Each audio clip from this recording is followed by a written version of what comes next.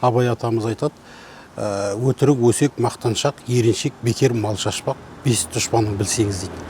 Біздегі енді осы ысырапшылықты не үшін жасап жатырмыз, қай жерден кетіп жатыр деген кезде, осы мақтаншақтығымыз бізге көптеген ысырап жасауымызға алып келіп жатыр.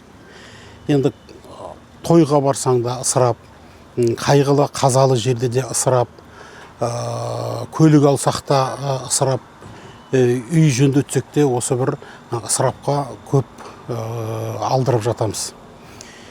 Енді тойларда неге ысырап жасаймыз деген кезде осы мақтаншақтығымыз, жалған ұятшылдығымыз, ана пәленшеден ұят болады, келген елден ұят болады деп жаңағы тойға керекті, керек еместі қызыл жасылдыға бөлеп, болатын болмайтын ырым жоралғыларды жасап, осы ысырап деген дүниені белшесінен батып жатырмыз.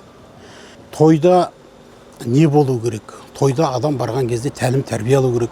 Тойға барған адам демалу керек. Керісінше біздің тойға адам барған кезде демала алмайды. Даңғыралы той, даңғазалы асабалар, жасаған мейрамханаларымызбенен жарыс. Ана пәленше пәлен мейрамханаға жасапты, түгенше түген мейрамханаға жасапты деген абырой атаққа қалу үшін ең қымбат ресторандарды таңдап жатамыз.